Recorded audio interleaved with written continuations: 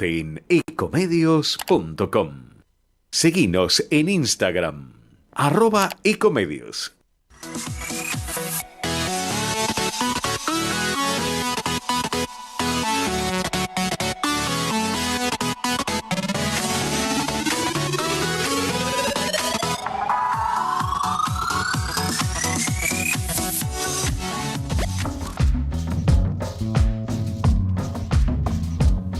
Hola a todos, buenas tardes, bienvenidos a una nueva edición del programa Entre Ustedes y Nosotros.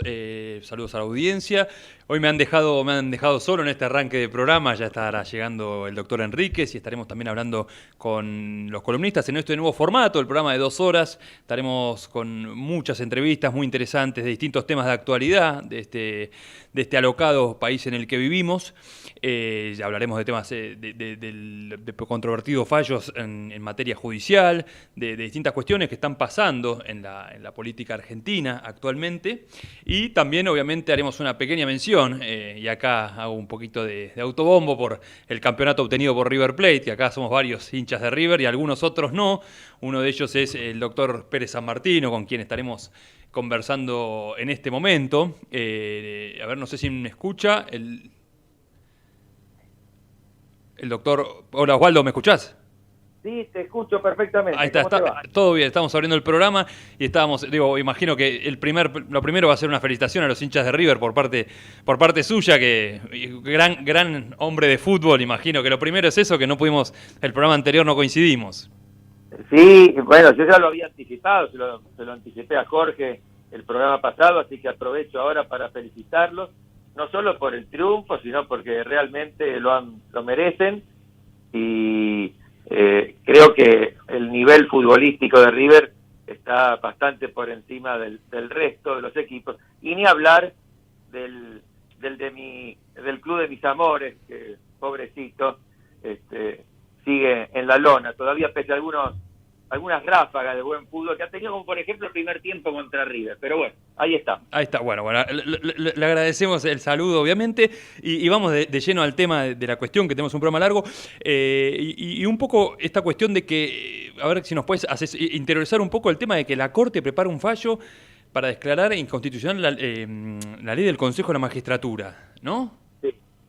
Sí, eso es lo que ha trascendido periodísticamente, ¿no? Yo no tengo otra información que esa. Hoy La Nación lo pone el tema en tapa, bueno, realmente si ellos tienen esa información es para darle esa preeminencia entre las noticias, porque sin duda sería un dato de alto impacto jurídico y político. Acá, si me permitís, Sí. vamos a explicar un poco qué es rápidamente, ¿no? Qué es el Consejo de la Magistratura y por qué su regulación ha tenido tantas idas y vueltas. En todo el mundo es un tema que puede debatirse cuál es el sistema ideal para designar y remover a los jueces. Y cada país tiene el suyo.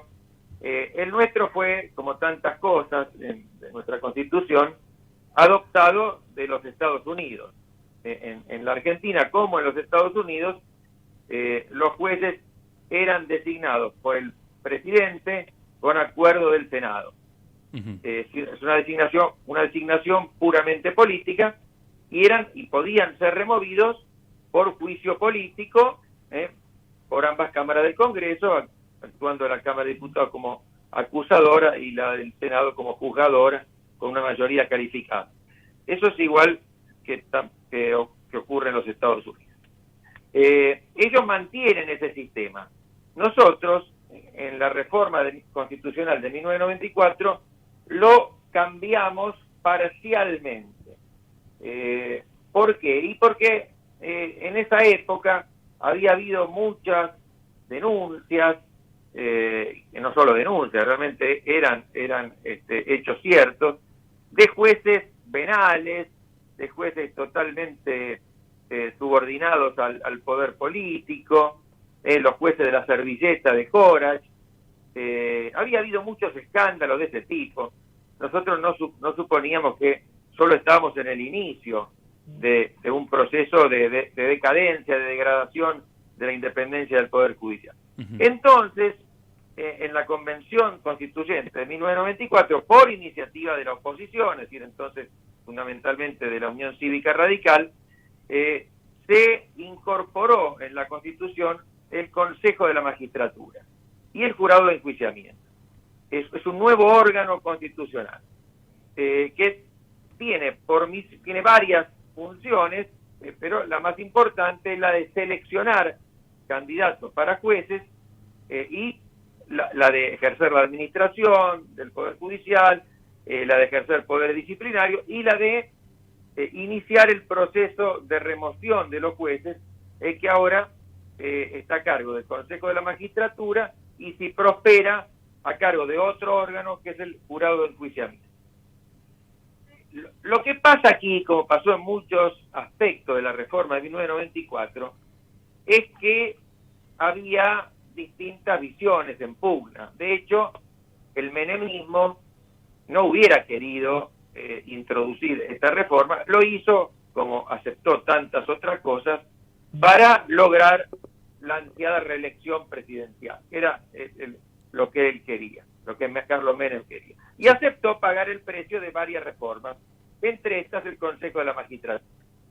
Pero bueno, peleó, digamos, negoció en la Convención Constituyente de manera tal que por lo menos no quedara conformado exactamente cómo iba a ser la composición del Consejo.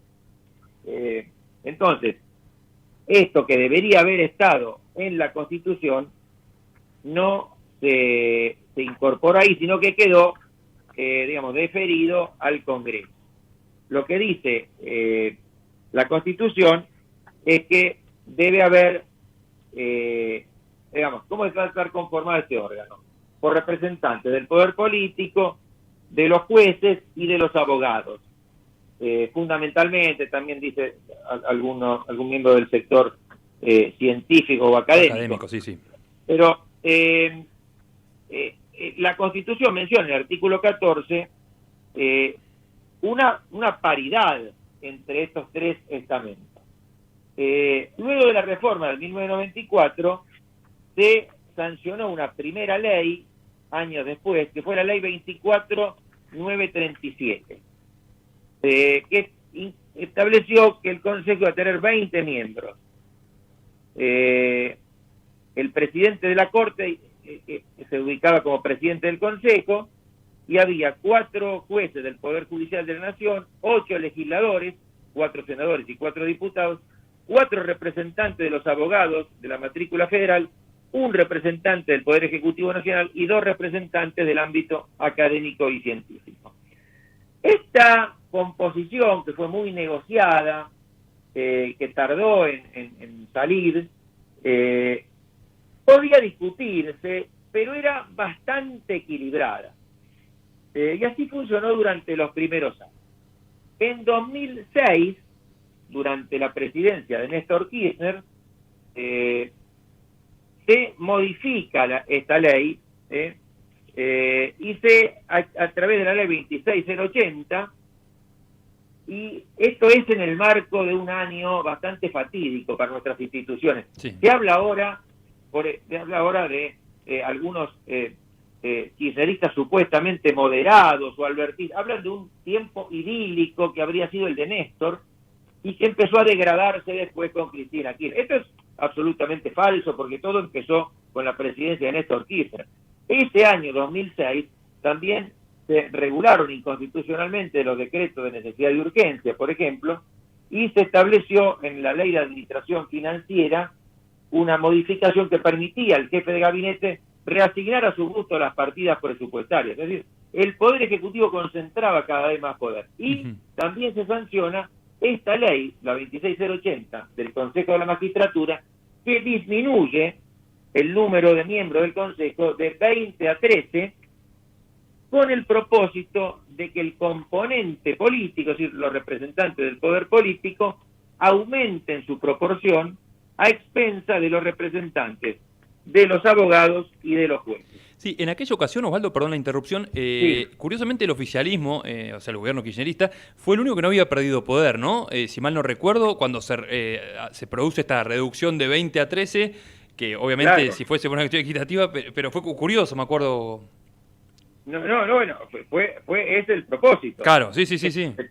El propósito fue que el poder político, que entonces controlaban ellos Ujú. en ambas cámaras, tuviera una mayor representación. Ahora, de hecho, tiene el poder político una representación que excede el 50%, Claro. y los otros, digamos, alrededor del 20 y pico. O sea, indudablemente, este fue el fin. La Constitución no dice exactamente cómo debe estar conformado, pero habla de esta idea de paridad entre los estamentos. Después de esto, bueno, esto fue objeto de una demanda por parte del Colegio de la Ciudad de Buenos Aires. En ese momento, hablo del año 2006, Claro. la demanda siguió su curso. En el medio, en el 2012, si no recuerdo mal, 2012 o 2013, creo que 2012, como parte de todo un paquete que vos recordarás en el en el inicio del segundo periodo de Cristina Kirchner, se llamó de democratización de la justicia. Sí, sí, sí. Se modificó una vez más la ley del Consejo de la Magistratura, pero aquí ya de una forma manifiestamente inconstitucional. Acá lo que se trataba es de que los miembros del Consejo de la Magistratura fueran elegidos en elecciones populares, de la misma forma que elegimos a los diputados, por ejemplo, que los partidos presentaran listas de candidatos. Bueno, esto chocaba abiertamente contra el texto y el espíritu del artículo 114, que habla, que intenta que el Consejo que va a seleccionar a los candidatos a jueces tenga, digamos, no sea puramente político, tenga también una representación profesional para que se privilegie la idoneidad. Ellos querían volver a transformarlo en algo puramente político a través como no podían, digamos, derogar el artículo 114 de la Constitución, porque hubiera requerido una convención constituyente, lo hacían de hecho llevando a que esa composición fuera fijada por elecciones populares, siendo que en ese momento, acordate, Cristina Kirchner había vencido cuando obtiene su segundo mandato con el 54% de los votos, con una diferencia enorme respecto del segundo. Se inicia la etapa que ella denominó "vamos por todo", y entonces, claro, si esto hubiera ocurrido, probablemente en ese momento el Consejo hubiera sido copado por el kirchnerismo. Totalmente. ¿Qué pasó?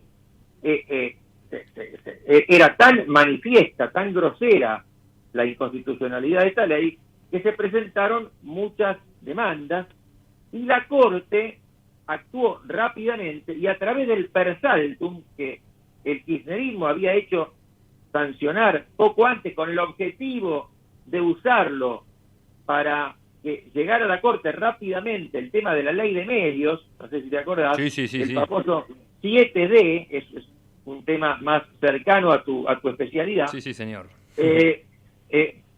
Pero bueno, le salió el tiro por la culata, porque la Corte lo usó para esta cuestión y para declarar inconstitucional la mayor parte de esa ley. Es decir, la Corte determinó que no podían ser electos de esa forma y por lo tanto se mantuvo el sistema de las leyes anteriores. Pero seguía pendiente la cuestión de la constitucionalidad de la segunda ley, la de 2006, la 26080, que es la que sigue vigente actualmente.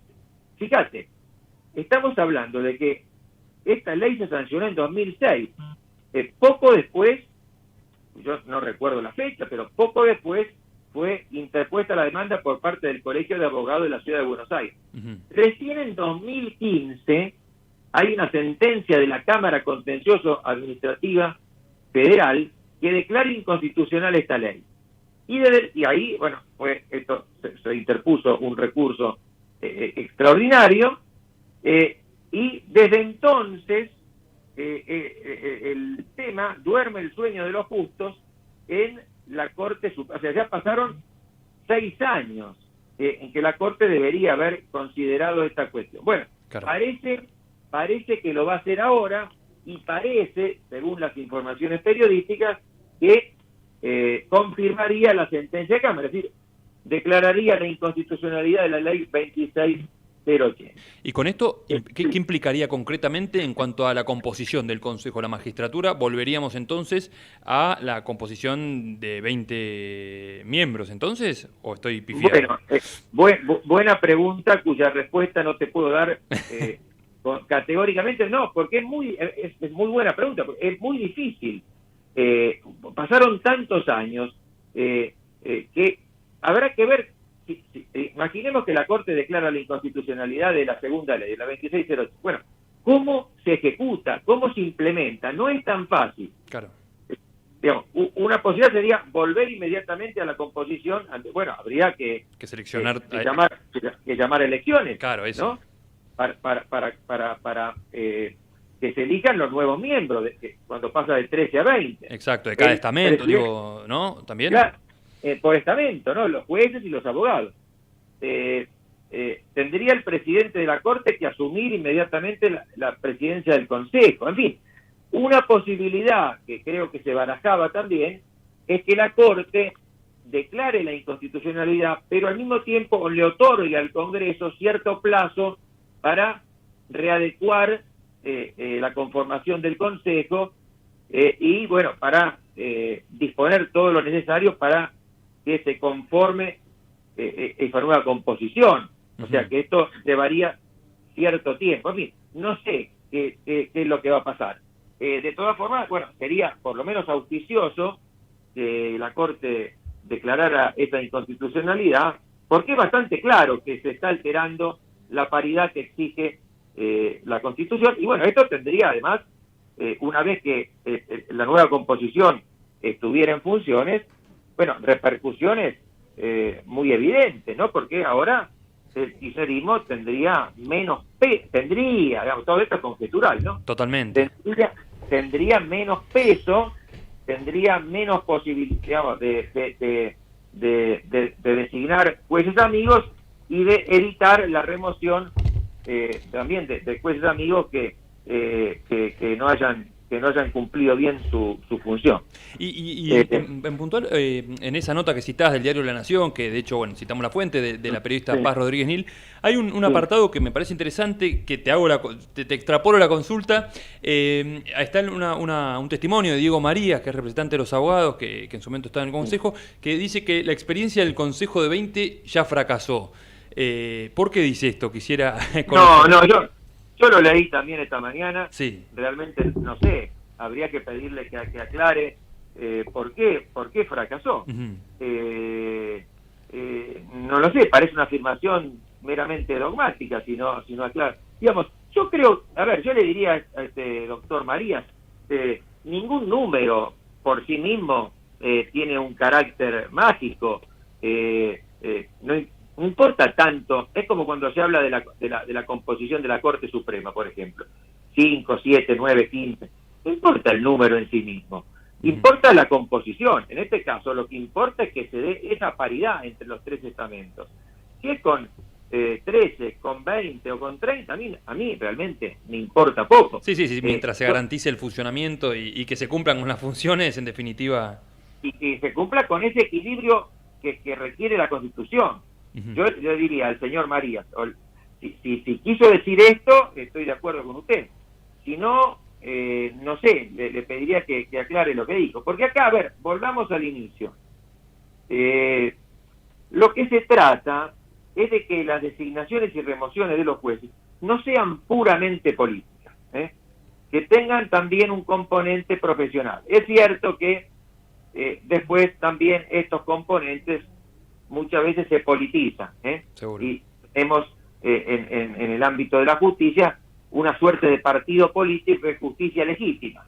Pero esto no debería ocurrir, ya lo sé, pero digamos, ese fue el propósito. Inclusive cuando se incorporó esto en la Constitución, había muchos sectores que criticaban esta innovación porque decían que nos apartamos del modelo norteamericano, que es nuestra fuente, y íbamos a tomar experiencias exóticas para nosotros como las europeas, donde es común que haya consejos de la magistratura.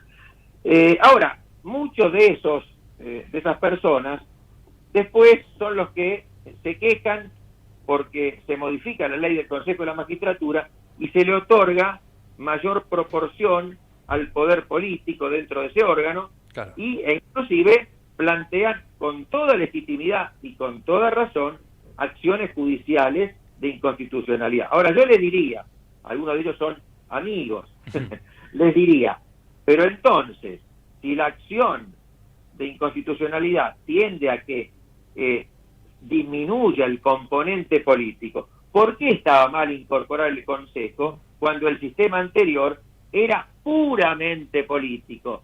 Presidente y senadores, todos políticos para designar, diputados y senadores, todos políticos para remover. Entonces yo diría, seamos prudentes, creo que la innovación, en Estados Unidos sigue funcionando así, en el ámbito federal. Bueno, ellos tienen una tradición en la que les ha ido bien. A nosotros nos fue mal. Entonces, conceptualmente no lo veo mal al Consejo de la Magistratura. Habrá que mejorar la composición del Consejo y después, bueno, depende también de nosotros, los ciudadanos, por ejemplo, de los abogados, que tenemos posibilidad de elegir a nuestros representantes, elegir a aquellos que realmente tiendan a que logremos una justicia más idónea y más independiente. Buenísimo. Bueno, Osvaldo, clarísimo. Muchas gracias por el contacto. Perdón, no sé si te di demasiada lata, perdóname. No, está perfecto, está perfecto. Es que es un tema que es muy controvertido y bueno, y ha tenido tanto tiempo que uno siempre es bueno el marco teórico y un poco de coyuntura, porque pasa tanto tiempo que a veces estas cuestiones y fallos antiguos se pierden. Así que te agradezco el contacto. Claro, no, son, Sí. perdóname, son de esas cuestiones un poco abstractas para la persona. Cuando digo comunes no me refiero a de menor inteligencia, sino que no están especializadas en esto, pero que después influyen en nuestra vida cotidiana, porque sin duda que las decisiones judiciales influyen mucho en la calidad institucional y también en la posible defensa de nuestros derechos. Bueno, Totalmente. no te molesto más. No, para nada, te agradecemos, Osvaldo, te mandamos un gran abrazo y bueno, le damos la Gracias. bienvenida al doctor Luis Sebasco. Habíamos hecho previo al contacto con el doctor Pérez San Martino un temita de un poco de autobombo por el triunfo de River, que no hemos tenido posibilidad, así que hola Luis, ¿cómo estás? Lo felicito, lo felicito a Luis también por Bien, eso. Chao. bien, ahí Muchas estamos. gracias, muchas gracias. Muy bien, Osvaldo. Muy contento, sobre todo por cómo juega River. Claro, eso da gusto, da gusto.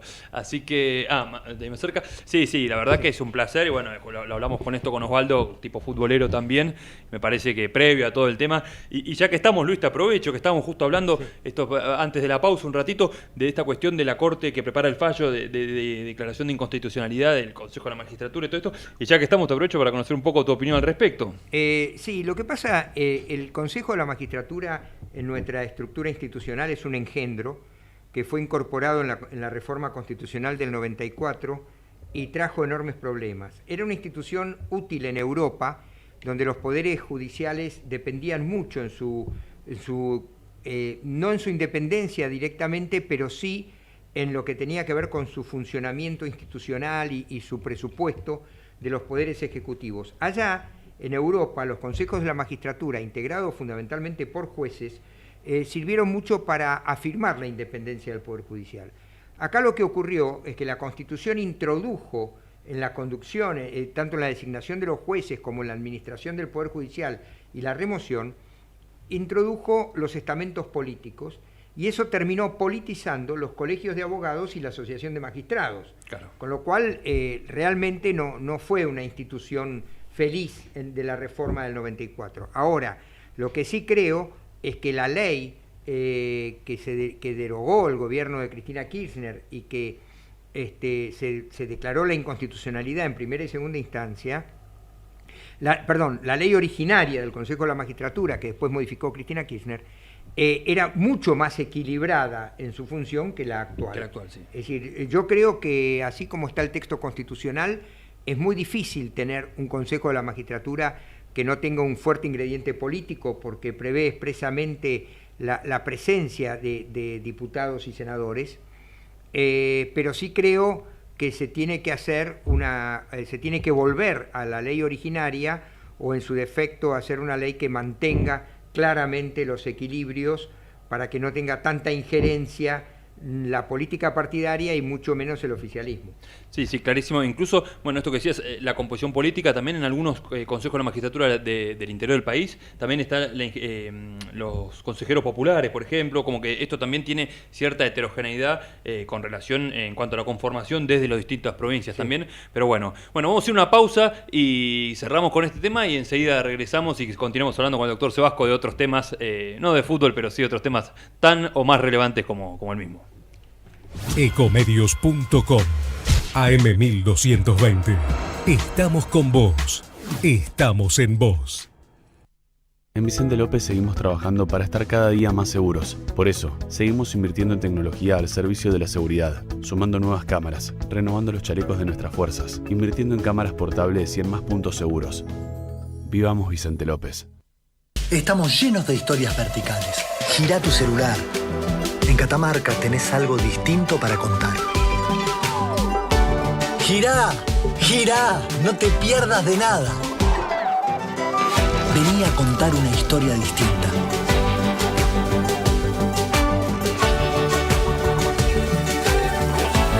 ¿Querés descubrir algo distinto? Girá y vení a Catamarca. Informate en ecomedios.com. Seguinos en TikTok, @ecomedios1220.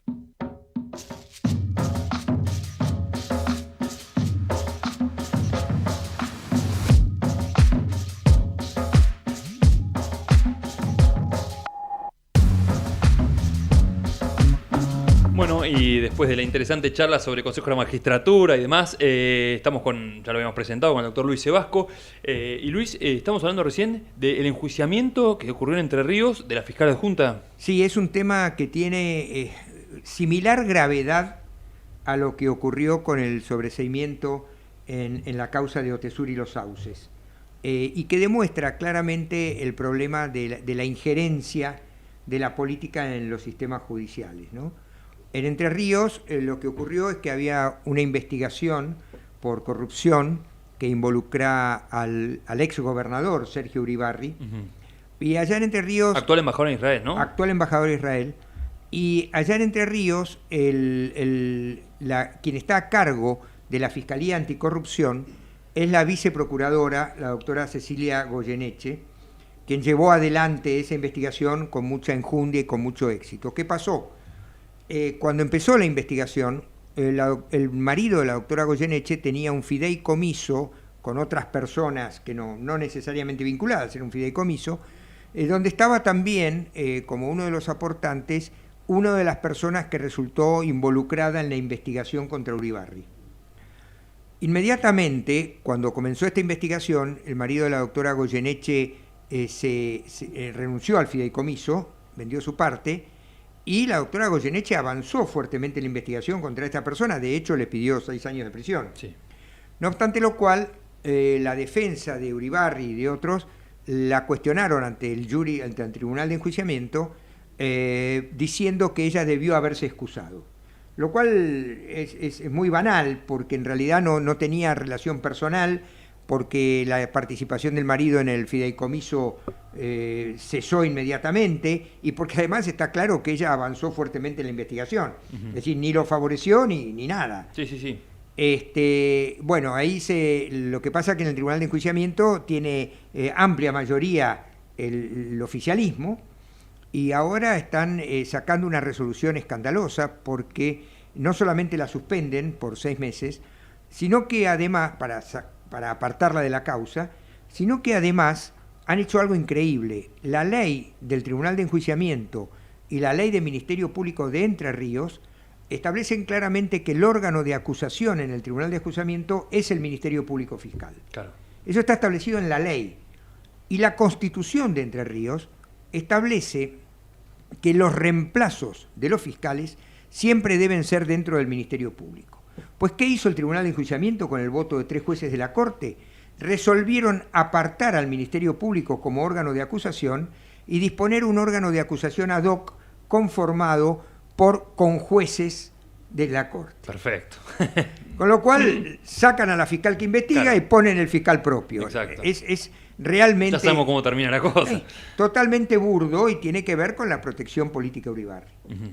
Y esto no puede dejarse de lado, no puede dejar de ser pensado desde la misma lógica de lo que ocurrió en las causas de Otesur y Los Sauces, y creo que es importante tratar de explicarlo de manera sencilla para que se comprenda la gravedad de lo que ocurrió en este proceso.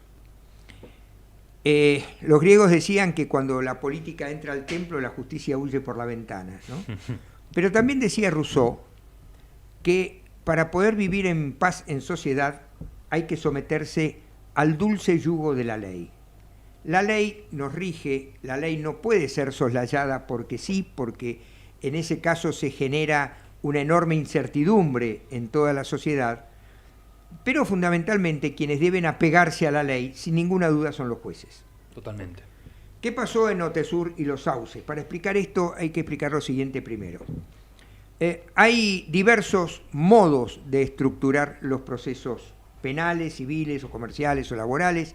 Cada provincia tiene sus códigos procesales, y en el ámbito federal rige un sistema procesal muy específico que establece que la investigación preliminar es la etapa de sumario, a la cual le sigue una etapa de juicio.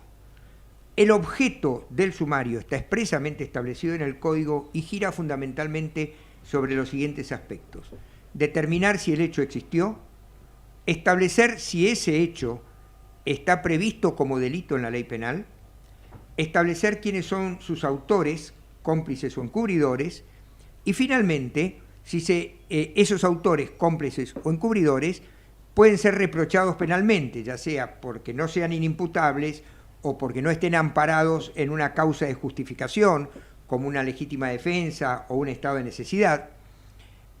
Entonces, cuando se dan estas 4 situaciones, existió el hecho, es delito, se determinó el autor y este autor es responsable, el caso pasa a juicio.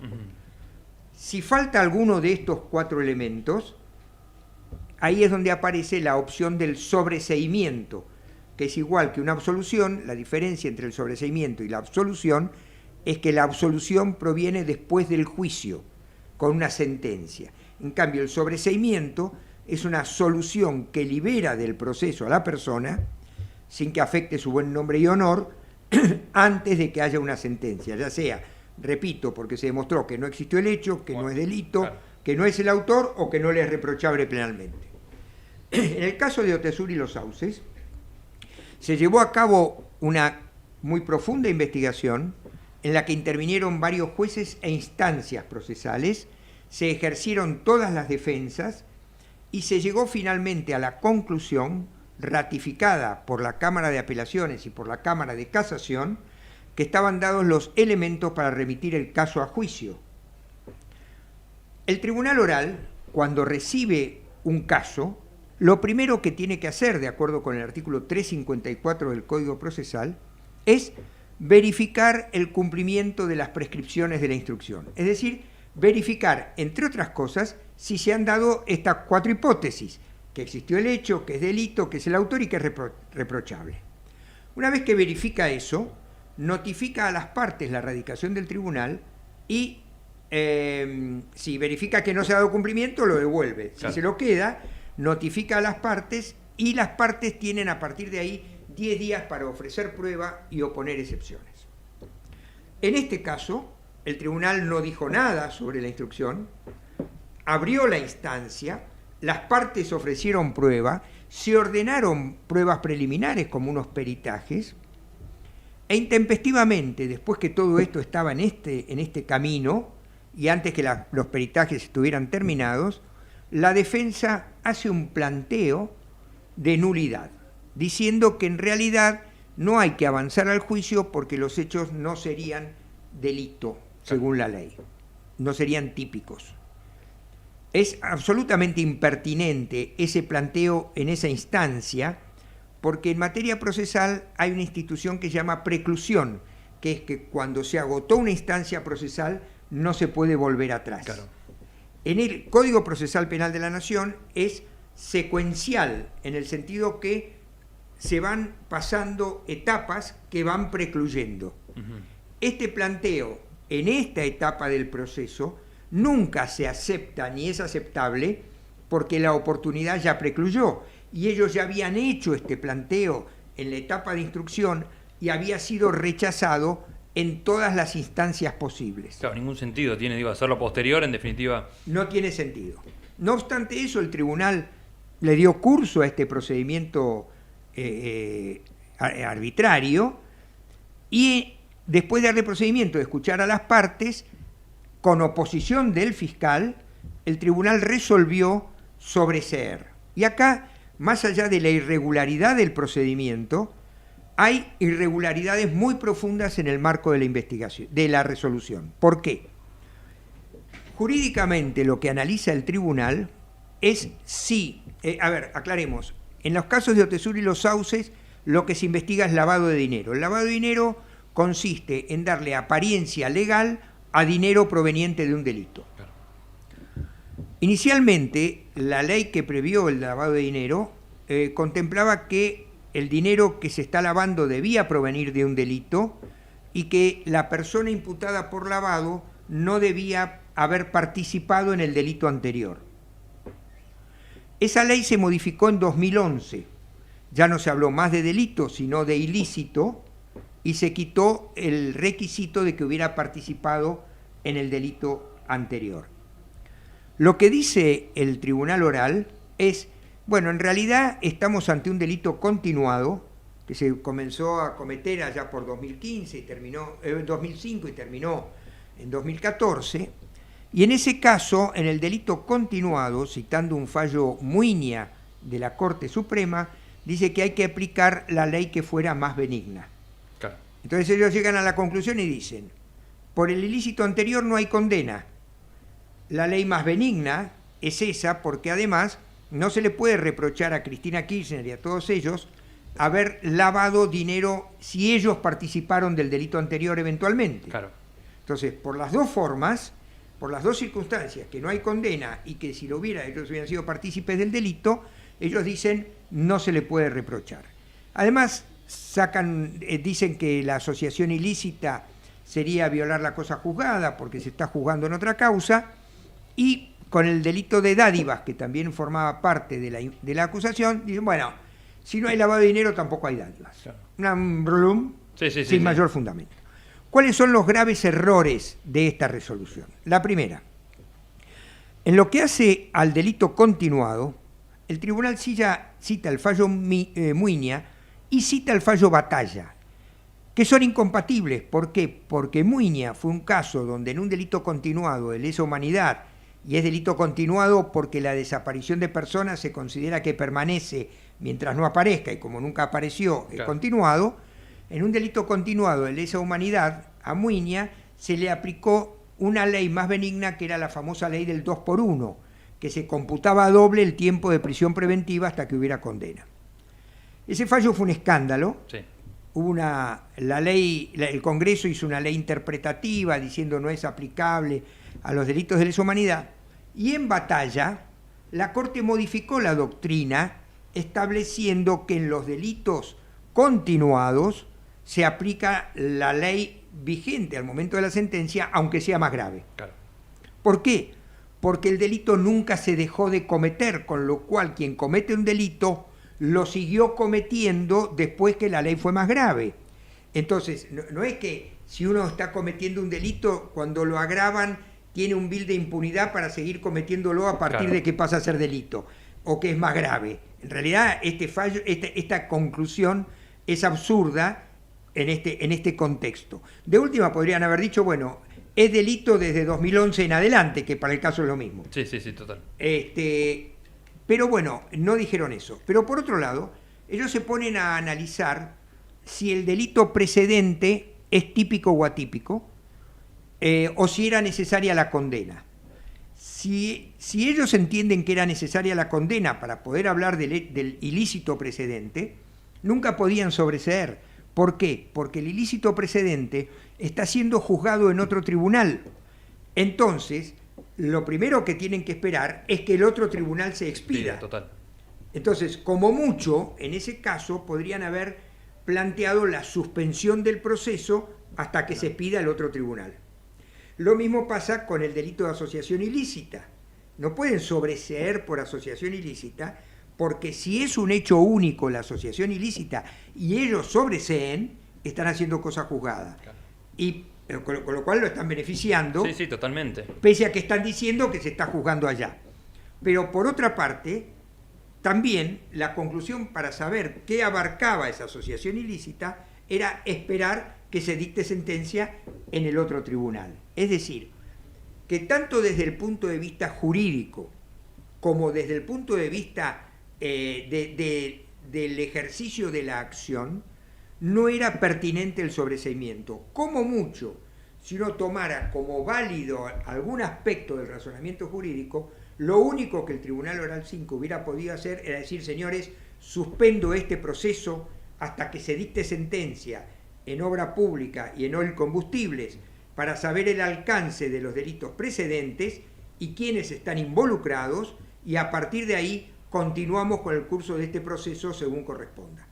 Este es el planteo. Claro. Ahora bien, sumando a la irregularidad procesal de inventar un procedimiento no previsto, pasando por encima de todas las instancias judiciales que intervinieron, sumando a esto el absurdo jurídico de la decisión, hay que agregar otro aspecto y que no es menos llamativo. ¿Por qué se apuraron? Porque uno de los tres jueces, uno de los dos que conformó la mayoría, el doctor Grunberg, cesaba como integrante del tribunal 48 horas hábiles después. Es decir, acá es muy clara la intencionalidad, y una intencionalidad que se manifestó después.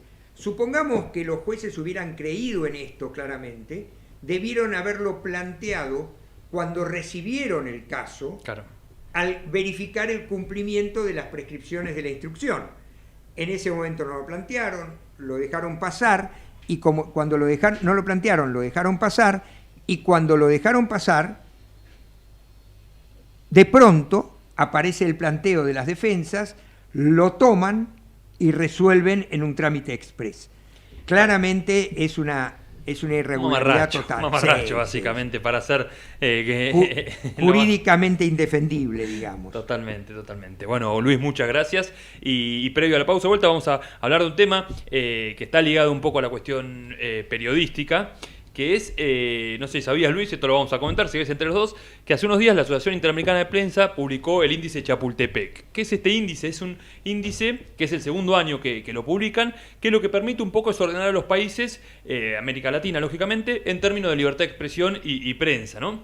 En el informe, así te tiro unos datos nomás, Chile y Uruguay son los únicos países con plena libertad de expresión. Ahora después vamos a analizar un poco las variables que manejan, pero para analizar nuestro caso, Cuba, Nicaragua y Venezuela son los países que no gozan de libertad de expresión, con la particularidad que Venezuela cayó más bajo que Cuba. Así que a veces cuando se habla de esta venezuelización de Argentina, tengamos cuidado porque la libertad de expresión es algo muy valioso, y en Venezuela ya está más bajo que Cuba, según los índices que maneja este índice, valga la redundancia, Chapultepec. Y Argentina... el discípulo supera al maestro. Exactamente. Y Argentina, lo curioso en nuestro caso es que, después hacen como una serie de calificaciones. Argentina la definieron como parcial restricción, que está con Colombia, Ecuador, Bolivia, México, Guatemala y El Salvador. Estas 5 calificaciones, parcial restricción es como la del medio, que pasamos de una libertad de expresión plena a una sin libertad de expresión, y en el medio está la baja y alta, pero bueno, Argentina está en el punto medio. Lo curioso es que Argentina, de un año a otro, cayó 12 puestos, es decir, estaba en el puesto número 12, estamos hablando en el año 2018, y cuando se hizo este informe pasó al puesto número 14, una caída considerable. Y tiene parcial restricción en las siguientes categorías, que es un poco lo que engloba después esta calificación general. La primera es la violencia e impunidad contra los periodistas. Hay algunos casos muy recientes, como el caso de una periodista en San Rafael, Mendoza, que fue agredida en los tribunales, la periodista Magali Espósito, o el caso del periodista platense Martín Soler, que fue agredido por la mujer del Pata Medina. Después en el otro categoría en la que cayó Argentina es en el ejercicio del periodismo, con la agresión que hubo hace unos pocos días contra el diario Clarín, que bueno, fue repudiado por todos, en un claro mensaje de intimidación y de intolerancia contra la prensa. Después en lo que es la ciudadanía informada y por último también en la libertad de expresión. Es decir, que de las 5 categorías que evalúa este índice, Argentina pasó a parcial restricción en 4. Y en esto libertad de expresión, bueno, hace poquito estuvo la condena contra un periodista, Diego Masi, que salió en algunos medios por parte de la justicia de San Luis en el caso de la difusión de un video de la ex ministra de Educación. En definitiva, lo curioso de todo esto es que todos estos hechos que te contaba, que hablábamos de intimidación a periodistas, de agresión contra el grupo Clarín, que hace tiempo viene con esta cuestión el gobierno, que a veces hablan de, que son los odiadores unos y otros, pero en definitiva, cuando no falta la ocasión que en cualquier manifestación siempre hay algún escrache o alguna agresión contra un periodista de este grupo de medios de comunicación. Lo curioso es que todos estos hechos pasaron en 10 días nomás. Entonces, cuando la Sociedad Interamericana de Prensa evalúa esto, porque hubo críticas también desde distintos sectores del gobierno respecto de cuáles eran los parámetros, en definitiva, en 10 días pasaron todos estos hechos de intimidación a periodistas, de agresión contra medios de comunicación, de atentar contra la libertad de expresión, en definitiva. Y lo curioso es esto, ¿no? Que el gobierno habla de cuáles fueron los índices, cómo se hizo esta evaluación, y la verdad que la realidad, o sea, hay hechos constantemente que dan cuenta de que el periodismo está pasando por un momento mucho más crítico de lo que estaba años atrás, y en definitiva me parece que no deja de ser un llamado de atención esto, ¿no? No sé qué pensás vos, Luis, al respecto sobre el ejercicio del periodismo en este país, en donde casi que es fundamental, y más en este contexto en el que estamos viendo postelectoral y todavía atravesando estas cuestiones de la pandemia. Sí, el periodismo, yo creo que hay que hacer varias disecciones del problema. Periodistas hay de todo tipo y color.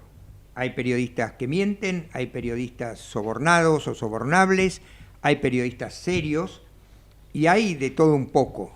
Lo que yo creo que la libertad de expresión debe ser absoluta en cuanto a libertad, y que después cada uno se haga cargo de lo que dice, si ha mentido intencionalmente, es decir, la doctrina de real malicia, sí. Si ha mentido intencionalmente o si realmente no ha chequeado mínimamente las fuentes cuando afecta el honor de una persona. Ahora, también hay que analizar que no todos los países tienen la misma estructura institucional. Un país federal como el nuestro no se puede globalizar porque pasan cosas.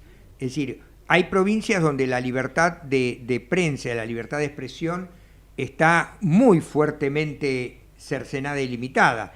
Podemos hablar de Formosa, podemos hablar de Santiago del Estero, podemos hablar de Santa Cruz, de San Luis mismo. Sí, totalmente. En aquellas provincias donde hay caudillos históricos muy fuertes, y que esos caudillos generan necesariamente un poder político y económico en esa provincia, con fuerte dependencia del empleo público, etcétera, la libertad de expresión es muy cercenada y quien se anima a cuestionar al poder no lo pasa nada bien. En el ámbito nacional y federal nosotros tenemos canales de televisión de todo tipo y color, y eso en este momento no tiene restricciones. Inclusive ha habido fallos de la Corte que han obligado a que la pauta publicitaria fuera equitativa, y más allá de algún juego en ese sentido, podemos decir que a mí me da la impresión de que la libertad de prensa existe en el ámbito nacional y federal. Sí. Ahora, también hay que tener mucho cuidado con los discursos. El discurso periodístico echándole la culpa de las derrotas electorales a, entre comillas, los medios hegemónicos, ¿no es cierto? Y planteando que quien gana la elección es una persona que está en contra de los intereses del pueblo, en contra de la patria, etcétera. Eso es un tema muy complejo porque eso genera reacciones. Uh-huh. No todo el mundo recibe con suficiente mesura y espíritu crítico el mensaje periodístico, y tampoco recibe con mesura y espíritu crítico el mensaje de los políticos. Es decir, hay políticos que generan liderazgos y generan fanatismos. Entonces, el fanático tiene una visión muy sesgada de la realidad, tiene una cosmovisión muy sesgada, y eso hace o motiva que puedan atacar a esos medios periodísticos. Creo que los medios periodísticos son hoy por hoy una institución tan importante como el Congreso Nacional, el Poder Judicial o el Poder Ejecutivo, cada uno en su rol. Sí, totalmente. Pero son órganos de control de la gestión pública y deben ser protegidos y respetados específicamente por los funcionarios públicos. Por eso digo, si el medio periodístico miente o da una noticia falsa, es necesario aclararlo e inclusive eventualmente que pague una demanda judicial. Sí. Asuma su responsabilidad, pero nunca a través de una censura previa o un amedrentamiento para que no hable. Son dos cosas distintas. Y acá comparto un poco lo que decís en cuanto, primero, obviamente el periodismo tiene que hacer autocrítica, esto yo lo vengo sosteniendo hace tiempo, desde el rol que me toca, digo, pero me parece que hay muchos periodistas que ya sabemos que o que operan o que en definitiva exacerban estos discursos, como bien decís vos, Luis. Y también me permito esta cuestión que decías recién y me lo vinculaba con un informe que presentó FOPEA respecto de ciertos informativos en esta cuestión de analizar, por un lado, lo que es, primero por la amplitud geográfica que tiene este país, lo que es el periodismo a nivel nacional, que es como bien decís, es diferente totalmente a lo que es el periodismo en las distintas provincias, por decir, en las provincias, como bien decías, que funcionan bajo un caudillaje, ¿no?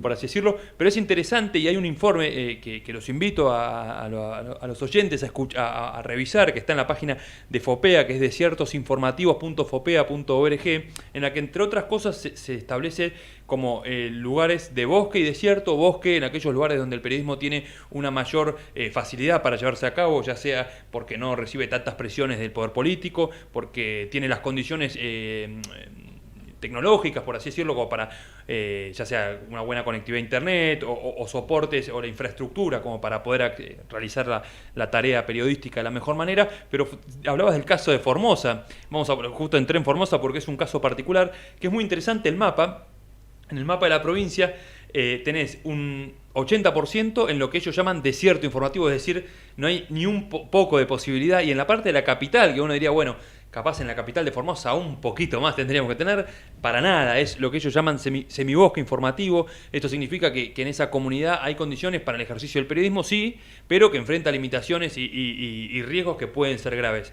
En definitiva, me parece que es interesante también cuando se habla de la comunicación, del periodismo en Argentina, no solo verlo bajo esta óptica, si se quiere, más simplista de los grandes medios de comunicación, sino también de lo que es el ejercicio del periodismo, de los programas más chicos, de los medios de comunicación en las distintas provincias, porque muchas veces por ahí nos quedamos con esto de las grandes urbes y por ahí en los distintos lugares más rurales, si se quiere, tenemos un vacío y no hay garantía para el desarrollo de esto, ¿no? Sí, ahora, el problema más complejo que enfrentan quienes quieren cercenar la libertad de expresión son las redes sociales. Totalmente. Es decir, las redes sociales están ocupando en muchos aspectos el lugar del periodismo. Sí, con sus pros y contras esto, pero es verdad, quizá otras cosas que 30 años atrás, digamos, no salían a la luz, hoy pasa y hemos visto mucho en el año de la pandemia. Hay cosas que esto lo hemos analizado con algunos periodistas, que si no existiesen las redes sociales, capaz no nos habríamos enterado del caso de Solange, de la chica, claro, que no pudo, y un montón de otros casos que si no fuese por algún periodista amateur, digamos, si quiere, o alguien que sacó la foto, estaríamos... Sí, las redes sociales alimentan mucho la información. Por supuesto tienen límites, no tienen la responsabilidad editorial, no tienen la responsabilidad personal del periodista profesional que siempre está poniendo la cara, muchas veces son anónimas, las noticias que se dan muchas veces son falsas, pero en general, en el promedio, las redes sociales movilizan mucho la opinión pública y yo creo que tiene mucho que ver el tema de que la gente se acostumbre a las redes sociales con la defensa de la libertad de expresión. La gente defiende su libertad de expresión y fíjate que en Cuba, por ejemplo, cuando se hicieron las marchas que cortaron internet, eso no le cae bien a los jóvenes de los otros países, a los jóvenes argentinos. En otra época la defensa de Cuba era mucho más intensa, sobre todo en las juventudes idealistas, sí. ¿No es cierto? Porque no tenían en claro hasta dónde el régimen era capaz de cercenar su libertad. Pero hoy en una juventud acostumbrada al uso de las redes sociales como parte esencial de su vida, imaginarse que se lo corten por emitir una opinión es muy grave. Totalmente. Entonces, yo no sé hasta dónde el tema de atacar la libertad de prensa puede ser útil para ellos. Totalmente, totalmente. Y bueno, vamos ahora a una pausa. Vamos primero a las noticias y luego a una pausa y enseguida regresamos. Desde Buenos Aires, transmite LRI 224, AM 1220, Ecomedios. Ecomedios y los números de la suerte y los resultados de las quinielas recién sorteadas. A la cabeza en la ciudad, 3.640. En la provincia, 0.429. En Córdoba, 1.961. En Santa Fe, 9.648. En Entre Ríos, 6.363. Auspiciados por Bombonería Bombonela, la Casa del Chocolate, Corrientes 1.479. Carnicería Mama Marta, Juan Bautista Alberdi 6.701. Cristales Antesalto Mezquita Hermanos, Alcina 2.501. Fueron los números de la suerte por Ecomedios AM 1220. Volvemos después de la última, 21:30. Desde Buenos Aires, transmite LRI 224, AM 1220, Ecomedios. Econoticias. Toda la información al instante. Muchas gracias. Un minuto transcurrió desde las 18 horas en la República Argentina. Y en la ciudad de Buenos Aires, con el cielo despejado, tenemos en estos momentos 22 grados de temperatura y las condiciones climáticas se van a sostener durante toda esta noche y también en el día de mañana. Continúa el encuentro de la Unión Industrial Argentina en el predio de Parque Norte. Antes dialogábamos con Daniel Funes de Rioja, su titular. Ahora lo hacemos con Adelmo Gavi, el presidente de la Bolsa de Comercio. Estuvo allí también en el encuentro escuchando a algunos funcionarios nacionales y a propósito de la negociación con el Fondo Monetario, Adelmo Gavi consideró que es muy necesaria. Bueno, ojalá que estemos en el medio del acuerdo con el fondo, porque es fundamental para el progreso futuro, inmediato. Estas reuniones son siempre buenas y ojalá el capital y el trabajo estén unidos en esta reconversión probable del país. Pero sin acuerdo con el fondo no hay país. Esa es mi opinión personal. Sin acuerdo con el fondo no hay país, sostuvo Adelmo Gavi en este encuentro de la Unión Industrial en Parque Norte. En Buenos Aires, un informe de Antonio Deramo. La mejor información pasó por Econoticias. Ecomedios.com. Convivir es cuidarnos. Legislatura de la Ciudad Autónoma de Buenos Aires. Desde Buenos Aires, transmite LRI 224, AM 1220, Ecomedios. Tengo algo excelente para recomendarte. MGN Salud es una empresa de medicina que te da más servicios, más beneficios y la mejor atención. Anota, llama a MGN Salud al 4629-3351. Podés asociarte ahora y aprovechar tus aportes. Llama al 4629-3351 y asociate a MGN Salud. MGN Salud llegó para cuidarte. Superintendencia de Servicios de Salud, www.sssalud.gov.ar, 0800-222-72583. RENEM, número 117924. La Cámara de Comercio Italiana en Argentina ha creado la categoría de socio digital para que desde la distancia las empresas pymes y profesionales puedan acceder a oportunidades comerciales, cursos online y asesoramiento gratuito en comercio exterior, economía, créditos y legales. Comuníquese al 011-481-65900, 011-481-65900 o enviando un mail a ccibaires@ccibaires.com.ar. Asóciese, los esperamos. Informate en ecomedios.com.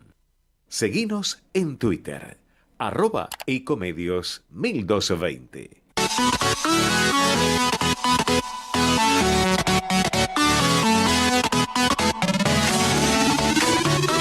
Escribanos en tu ciudad.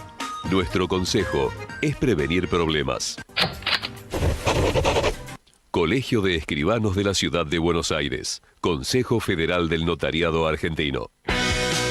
El Colegio Profesional Inmobiliario auspicia este programa. Colegio Profesional Inmobiliario, cada vez más profesionales. ¿Conocéis los planes de salud de Andar, la obra social de los viajantes vendedores? Planes para empleados en relación de dependencia, monotributistas y particulares. Solicita un asesor comercial al 0810-345-0184.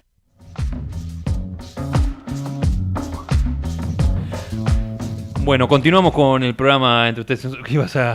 Casi te ibas a interrumpir. Cambió la conducción acá del programa. Lo estamos con el doctor Sebasco ya al hincha independiente y a usted lo estamos. Ahora es todo de River el programa, así que nada. Bienvenido, Jorge, ¿cómo estás? Buenas tardes. ¿Qué tal, Matías? Está un poquito complicado el tráfico, ¿no? No, yo ya había anunciado. Porque también me está mirando el señor operador, haciéndome cara de que el programa era a las 5 y no a las 6, como era habitualmente. Ahora tenemos una hora más, pero me parece que no le han dicho a la gente que está en la mesa operativa y en la producción, nadie les dijo de que yo iba a llegar unos minutos más tarde. Bueno, después vemos si no quién elige el operador de los dos, así que no. Lo vamos a poner en el orete. Bueno, antes que nada, buenas tardes a todos. Hoy empezamos con este horario de 5 a 7 porque realmente nos parece que la realidad nacional imponía un desarrollo mucho más extenso en el programa. Sé que el doctor Luis Sebasco habló con la enjundia profesional que lo caracteriza sobre el tema vinculado con un hecho muy grave que se suscita en la provincia de Entre Ríos con la fiscal adjunta de la provincia, la fiscal de Estado adjunta, y uno de estas cuestiones las ve con preocupación porque volvemos a insistir en lo mismo. Parece que esta gente no escuchó el mensaje de las urnas del pasado 14 de noviembre y persisten, como decimos siempre, necio no es el que se equivoca, sino aquel que persiste en el error. Ya en este caso podríamos emplear un sustantivo.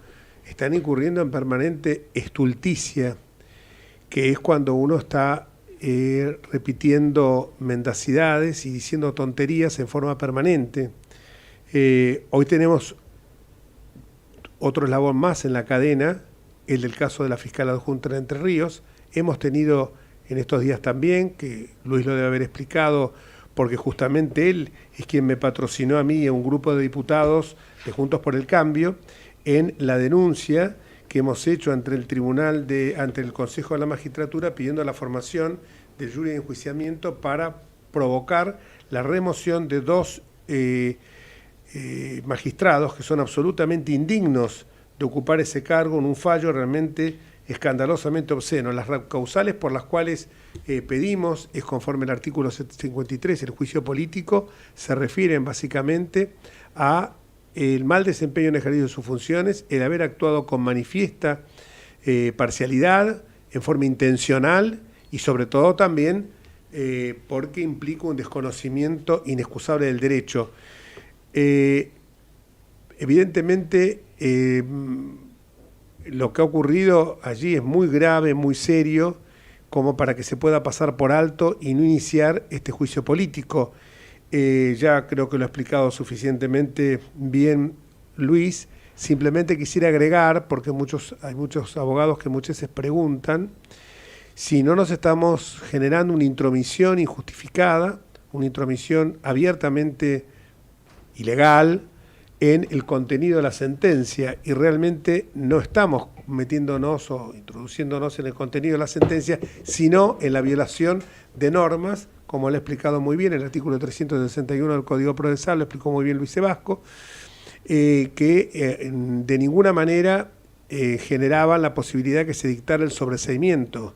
Si estaban aquellas causas OIL, combustibles y vialidad vigentes, hubieran esperado el resultado de las mismas para después, entonces sí, pero de ninguna manera se podía provocar el sobreseimiento de la banda, como así lo llamo yo, esta asociación ilícita encabezada otrora por Néstor Carlos Kirchner y después de su fallecimiento continuada por Cristina Elizabeth Fernández, sus hijos Máximo y Florencia, secuaces, cómplices, Lázaro Báez, Cristóbal López, la sobrina propia de Cristina, Romina Mercado, y de ninguna manera ese proceso, porque ya había más de 450 cajas con suficiente documentación probatoria de la comisión del delito de lavado de dinero, que era el modus operandi como se producían el retorno de la obra pública, de los sobreprecios de la obra pública, que eran dádivas, en forma de dádivas o de cohecho, que se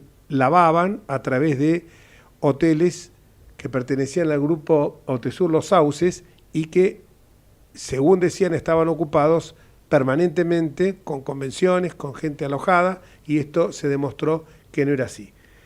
Evidentemente Cristina comete errores. El que cometió en esta oportunidad es que el no querer someterse a un tribunal oral es escamotear la posibilidad que en un debate público se pueda determinar su culpabilidad. La gente de bien, acá los que estamos en este estudio lo somos, seguramente hubiéramos querido ir al tribunal oral para demostrar nuestra inocencia y que nuestro nombre no quedara enlodado. Pero ella, con esta actitud, reconoce la culpabilidad, como reconoció también la derrota del pasado 14 de noviembre, cuando le manda la carta esa, como le gusta a ella, comunicarse por Twitter o por cartas, jamás dando la cara, y sobre todo cuando tiene que dar la cara en circunstancias que no le son propicias. Lo hizo en tragedias como las inundaciones de La Plata, como la masacre de Once, la masacre ferroviaria, como pasó también en Cromañón. En esa carta justamente última reconoce la derrota y le hace cargo a Alberto Fernández porque dice: usted tira la lapicera, usted es el que tiene que resolver esta cuestión. Si la lapicera la puede tener Fernández, pero el cartucho con tinta o el capuchón no tiene ella. Y como otro eslabón de esta cadena, y no me quiero extender un poco más porque tenemos a dos señoras, en todo el sentido de la palabra, la doctora Marta Lioto y la doctora Ana María Martínez, una acá y otra en el estudio, para hablarnos de dos temas que seguramente a los oyentes les van a interesar muchísimo, que son, por un lado, la ley de alquileres, que está siendo un tema bastante hablado en todos los medios de comunicación con los inconvenientes que ha producido esta malhadada norma, y por el otro lado Ana María Martínez, la doctora Martínez, que está en Zoom y que nos va a hablar del tema de la ley de envases. Pero para terminar, hoy se decretó el procesamiento de Mauricio Macri. Era una cosa absolutamente anunciada. Debemos agradecer que esto no fue realizado antes de las elecciones, porque ya si no hubiera sido algo manifiestamente escandaloso. Pero es bueno señalar algo, que en las últimas horas hemos formulado una denuncia, juntamente con mi fatigado letrado patrocinante, Luis Sebasco, en el Juzgado Federal de Dolores, donde hemos denunciado irregularidades y hostigamiento porque la señora Valeria Carreras, abogada de uno de los familiares de las víctimas de Lara San Juan, que por supuesto siempre hacemos llegar nuestro respeto a los familiares de esos 44 héroes, se dedica a hacer ciberpatrullaje en cuentas particulares y genera actos que no dudamos en calificar, por eso los hemos denunciado, de hostigamiento, de amenazas, de escrache directamente, porque en esos Twitter ella señala el hotel donde está Mauricio Macri cuando se fue fuera del país, cuando incluso detalla el vuelo en el que fue y volvió Mauricio Macri, el asiento 4A, estarás en primera clase, el servicio meteorológico le anuncia todo lo que va a suceder, le anuncia también, está rastreando el vuelo, sabe a la hora cuando está pasando por Dakar, y le pone incluso el hotel donde está, con la habitación, o sea, una cosa realmente que es de espionaje, de ciberpatrullaje, que esto la verdad que es deleznable en una colega nuestra que lo haga. Por eso le hemos denunciado por importantes y serias irregularidades procesales. Pero ya vamos a ambos temas. Yo le pediría a la doctora también Martínez que en este tema, como hemos trabajado juntos el proyecto, hoy que la tenemos a la presidente de CUSIGBA, Marta Lioto, que es una gran amiga de toda la vida, con la cual hemos trabajado juntos en política, y hoy es la primera mujer que preside el Colegio Profesional Inmobiliario, que, bueno, todos saben que tengo un especial cariño con este colegio creado por la Ley 2340 en el año 2007. Ya van 14 años y la verdad que lo que nos propusimos, en mi caso como autor de la norma, pero respaldado por la Cámara Inmobiliaria, respaldado por unos corredores inmobiliarios que trabajaron denodadamente, como la propia Marta, como Armando Pepe, Héctor Dorico, Hugo Menela, Néstor Walenten, Carlos Sotelo y tantos otros, que fueron los que realmente empujaron que la posibilidad que esta ley se sancionara. Esta ley realmente ha cumplido su cometido, a mi juicio, en cuanto a la jerarquización profesional, en cuanto que no está en la defensa de intereses corporativos, sino que, pese a que evidentemente está vinculada y ejerce el control de la matrícula y el poder disciplinario, sobre todo los corredores inmobiliarios que ejercen su actividad en la Ciudad de Buenos Aires, pero ha significado, repito, para la jerarquización profesional, para tener una capacitación permanente con un plan de estudios que sería buenísimo que se difundiera más todavía, Marta, antes de presentarte lo digo, porque realmente cuando uno ve las materias que tiene, no solamente las materias que abordan elementos de los contratos que estudiamos nosotros en Derecho, como puede ser, bueno, compraventa, locación, pero también el contrato de mandato, como también pueden ser la constitución de derechos reales, como pueden ser también otras normas que están vinculadas con el quehacer jurídico, pero también abarca materias como historia del arte, abarca materias como temas de arquitectura, o sea que realmente es completa. Marta, buenas tardes. Buenas tardes, doctora Ana María Martínez, desde el éter. ¿Cómo anda? Buenas tardes para todos, muchas gracias por la invitación. La primera pregunta que le voy a hacer a ambas, pero le doy la palabra a Marta, es: esta ley sabemos que es ampliamente repudiada porque no favoreció ni a los propietarios, ni a los inquilinos, ni a los corredores inmobiliarios, ni a los desarrolladores inmobiliarios, perjudicó a la construcción y sin embargo todavía están dudando en modificarla, porque la modificación, bueno, todos saben que hemos trabajado en el proyecto con Ana justamente, con Ana María y con el diputado Luciano Laspina en un proyecto que volvemos a la esencia del contrato paritario, que es el principio de autonomía de la voluntad de las partes, y volvemos también a señalar la posibilidad de generar un régimen de promoción de construcción de viviendas con destino a casa-habitación. Marta, bueno, antes que nada aprovecho la oportunidad para felicitarte. Muchísimas gracias. Lo hice ya varias veces, pero ahora públicamente. Te agradezco mucho, Jorge, y la verdad, gracias por estar siempre, por acompañar a esta profesión, a los corredores inmobiliarios, que muchas veces somos castigados injustamente, nunca entendemos el porqué, el final de la historia, a qué apunta, ¿no es cierto? Pero vamos un poquito al tema de la ley de alquileres. Esto es un fracaso anunciado desde que se empezó a trazar la primera línea sobre la narración y el relato de esta ley. Esta ley realmente todos lo sabíamos, los conocedores en la materia, que esto no iba a funcionar. Era imposible que funcione, era totalmente equitativo, como se dijo en muchos medios, que perjudicaba tanto a propietarios e inquilinos como inmobiliarios, todos totalmente convencidos de que esto no funcionaba, pero la política en ese momento, un sector de la política, entendió que sí. No sabíamos, verdaderamente hay veces que vos decís, ¿qué era lo que pasaba? Estamos frente a un escenario electoral, entonces seducía a lo mejor que para los inquilinos plasmar en los medios, decir, bueno, para los inquilinos es conveniente esta ley y a lo mejor le sumaba votos. No, la necedad de algunos, más allá de que lo fuimos a ver personalmente, en mi caso, acompañada en ese momento por Armando Pepe, por gente de la Cámara Inmobiliaria, planteándole a algunos diputados nacionales, esto no va a funcionar, bueno, desoyeron. Mirá, te aseguro, fuimos a la Cámara de Diputados, fuimos al Senado, recorrimos, fuimos a vivienda, a donde se te ocurra. Y la verdad que lamentablemente no fuimos escuchados. Hoy estamos con la realidad. Es más, en algún momento el presidente del IBC, el anterior, no ahora, Gabriel, sino Maquieira nos planteó a la ley para analizarla, tenemos que verla transcurrir en un año y medio. Bueno, ya estamos en el año y medio, recontra mala fue, recontra fracaso. Bueno, y hoy estamos en este escenario. Tenemos el bloque de Cambiemos, por así denominarlo, que plantea María Eugenia Vidal en toda la campaña, planteó muy abiertamente, hay que derogar esta ley de alquileres, tenemos que ponernos a analizar con todos los sectores cuál es lo mejor que le puede pasar al mercado locativo. Sin duda que, como nosotros pensamos, Jorge, que en esto siempre te acompañamos y sabemos que esta es la realidad, entre dos privados, ¿qué hace el Estado, no?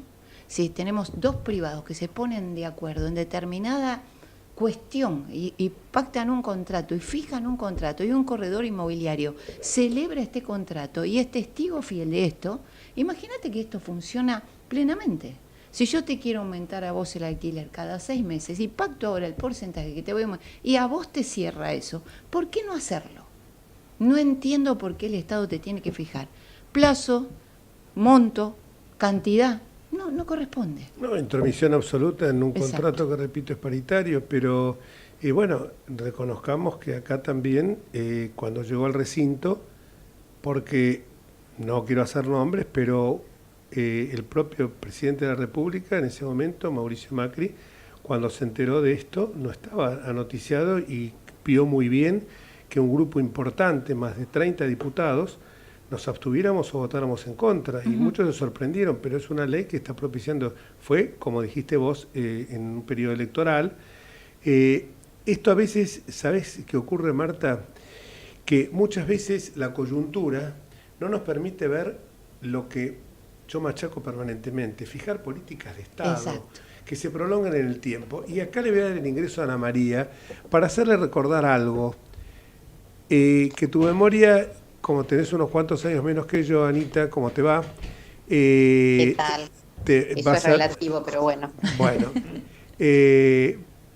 va a ser más eficaz que la mía.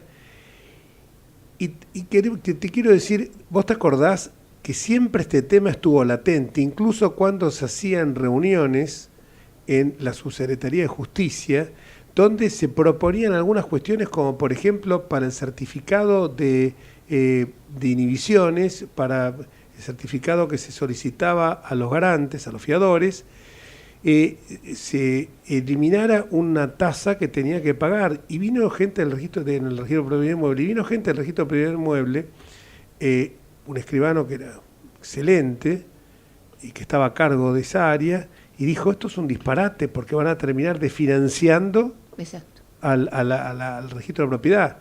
Tu opinión sobre todo eso que ocurrió, me gustaría preguntarte. Sí, mi opinión coincide con la tuya en el sentido que evidentemente en la Argentina, hace muchos años ya, y en materia de vivienda, te diría, creo que nunca lo hubo, no se terminan de definir políticas públicas. El déficit habitacional se trata de alguna forma de subsanar con este tipo de parches. Entonces, por ejemplo, a algún iluminado se le ocurre que hay que limitar los honorarios del intermediario. A otro iluminado se le ocurre, bueno, vamos a hacer gratuitos los certificados para que se le abarate el costo al locatario. A nadie se le ocurre seriamente que hay que establecer una política pública respecto de la vivienda, digamos, en las grandes urbes, porque el problema acá se da a partir de un poquito antes de la mitad del siglo pasado, o sea, 1940 y pico, cuando se producen las grandes migraciones internas en la Argentina. A nadie se le ocurre decir, bueno, ¿qué vamos a subsidiar? ¿Subsidiamos la oferta o subsidiamos la demanda? Acá permanentemente se subsidia la demanda. ¿Y quién la subsidia? La terminan subsidiando los propietarios, o sea, los oferentes de los bienes en locación. Con el grave perjuicio de que, ¿qué hace normalmente un propietario? Retrae la oferta, porque es lo primero que tiene que hacer. Tiende a retraer la oferta porque, evidentemente, si a mí me va a fijar el Estado, ¿cuánto tiempo tengo que tener a un locatario en mi propiedad? ¿Qué gastos va a asumir ese locatario de acuerdo con lo que impone la ley? ¿De qué forma se va a actualizar el valor del alquiler en un país en que tenemos un 50% de inflación anual? lo primero que hago es retiro la propiedad del mercado. Eso hizo, como muy bien debe saber la presidenta de CUSICBA, que se retrajera de tal forma que aumentaron los alquileres en la ciudad de Buenos Aires más de un 60%. Es una locura. A eso se le adiciona que cuando se produjo la actualización que preveía la ley al año, fue de semejante monto que muchísimos locatarios no pudieron hacerle frente. La ley esta, la 27.551, es todo un mamarracho, como lo que se hace hacia las apuradas y sin pensar demasiado, con lo cual creo que seriamente lo que tenemos que hacer es retomar el buen rumbo de la 23.091, que fue la ley que se sancionó durante la presidencia de Alfonsín y que puso fin a años de congelamiento de alquileres y de distorsiones en el mercado inmobiliario de las ciudades grandes de la Argentina, por un lado, y después decidir seriamente subsidiar la oferta. ¿Cómo se subsidia la oferta? En el proyecto que vos redactaste, Jorge, con el diputado, ahora se me fue. Luciano Laspina. Luciano Laspina, había todo un capítulo que era prácticamente el corazón del proyecto, que tenía que ver precisamente con de qué forma se va a desgravar a aquellas personas que inviertan en la construcción o en la refacción o en la adquisición de nuevas unidades con destino a la locación. El proyecto estuvo tan bien pensado que no había mucha forma de que el propietario pudiera sustraer ese bien por el cual se le desgravaban impuestos a las ganancias fundamentalmente, pudiera sustraerlo del mercado inmobiliario. Porque tenía que acreditar que obviamente más allá de del curso lógico del mercado de la vivienda, tenía que acreditar que por lo menos lo ponía en oferta y en condiciones razonables de mercado. Pero lejos de eso, insisto, lo que se tiende a hacer es emparchar. Si uno lee realmente la 27.551, no hay ningún aspecto de esta ley que sea medianamente razonable. Que se le exija al propietario devolver el depósito de garantía antes de saber realmente si va a tener mayores gastos por los servicios impagos es una locura. Que se extienda, o sea, que no se diferencie según el destino de la locación los plazos mínimos y máximos del contrato, cuando todos sabemos que si se trata de una locación industrial o comercial, realmente el nivel de erogaciones que está haciendo el locatario es completamente diferente de una locación de vivienda. Eliminar la exclusión del pago de expensas extraordinarias, o sea, realmente es una intromisión estatal como las que nos tienen acostumbrados realmente, que lo único que hizo, como bien dice la presidenta de CUSICBA y decís vos, Jorge, es retraer del mercado un montón de propiedades, aumentar el valor de las locaciones y llevar a un índice tan, por más que ellos supusieran que iba a ser un índice inferior, al producirse la actualización en forma anual, realmente produjo un desfasaje financiero para el locatario que no puede cubrir. Así que un desastre por donde se lo mire. Lo que más me asombra son las soluciones que se le buscan a esto, pues no se le busca ninguna solución seria. Se dice, por ejemplo, que el presidente va a dictar un DNU suspendiendo la vigencia de la ley. Yo nunca escuché ese disparate semejante. Yo tengo ya casi 40 años de abogada, en la vida de Dios escuché que se pudiera suspender una ley. Se podrá suspender algún efecto determinado de la ley, como se hizo en oportunidad de suspender los desalojos, suspender las actualizaciones, pero suspender una ley, ¿en qué situación nos coloca eso? ¿Volvemos al Código Civil y Comercial? ¿O estamos en un limbo de anomia? Y máxime, Ana, cuando estamos en sesiones ordinarias del Congreso por un lado, y por el otro lado, cuando nosotros hemos pedido para que se tratara sobre tablas en la última sesión que tuvimos, que se tratara esta norma, porque nos parecía que si estamos todos de acuerdo, ahora ¿qué pasa? Con ese oportunismo ventajero que lo caracteriza Sergio Massa, ahora dice que quiere una ley para suspender la aplicación de esta ley por 6 meses para que se discuta esto, pero si ya están las normas, es cuestión de sentarnos, no es tan difícil porque... Cuestión de acordar, digamos, ¿no? Acordar, sentido común, ponerse todos manos a la obra a trabajar y ponerla en marcha. Si están sesionando, no se entiende el porqué. El proyecto de Jorge se presentó al mes de la sanción de la 27.551. Nunca se trató. Perdió estado parlamentario y lo volví a representar ahora para que tenga vigencia por lo menos hasta fin del 22. Claro. Bueno, la realidad no sé. es que no, es cierto. Yo estuve reunida con el equipo de Sergio Massa previo a las elecciones PASO. ¿Sí? Previo a las PASO nos estuvimos reunidos en la Cámara de Diputados y la verdad ellos dijeron que no era momento, frente a un escenario electoral, no era momento de tocar esta ley. Nunca es momento, ¿no? Nunca es A veces momento. Entonces voy a parece decir, si no es momento ahora, fíjate que hasta ni siquiera se dieron cuenta de la ventaja que podía ser solución y entonces mucha gente que le dio un cachetazo electoral hubiera revertido su voto. Totalmente. Porque no se hubiera sentido damnificada, se hubiera sentido contenida, se hubiera tenido resguardada y realmente hubiera votado a lo mejor otra cosa. La realidad que tampoco vieron ese escenario. Nos dijeron que no era momento porque estaba frente a la elección PASO, después venían las nacionales y que después de eso seguramente iban a tratar el tema. Fíjate que cumplieron porque en anuncios están diciendo esto que nadie entiende qué es lo que va a pasar. Preguntas a gente de prensa de presidencia y te dicen bajo ningún punto de vista acá va a salir un decreto así. Llamás al equipo de Sergio Massa y te dicen sale hoy, sale mañana. O sea, hay un poco de incomunicación entre ellos, los que nos genera a nosotros mayor incertidumbre. Vos fíjate que yo te hablo del mercado. Nosotros tenemos que firmar, la gente, el ciudadano común, doña Rosa, que tiene una propiedad, un departamentito que tiene que renovar el contrato de locación, mira en la tele que dice que 180 días suspensión de la ley de alquileres. ¿Qué es lo que pasa? La señora dice, no firmo. Ahora no firmo, porque imagínate que yo necesito saber qué va a pasar. Porque ¿en qué situación me quedo? Yo me quedo con un contrato de 3 años y me dicen que viene uno de 2 años de vuelta. Entonces, nuevamente, incertidumbre y una tensión terrible de parte de inquilinos que quieren renovar y propietarios que dicen, no, yo no hago nada. Entonces, esto es lo peor que se puede suceder en el mercado locativo, porque es mayor intranquilidad. Quienes alquilan una vivienda están hablando de su hogar, de donde descansan, donde van a comer y quieren estar tranquilos, quieren certidumbre de lo que les va a pasar el mes que viene. Y esto es lo que no se está generando en este momento.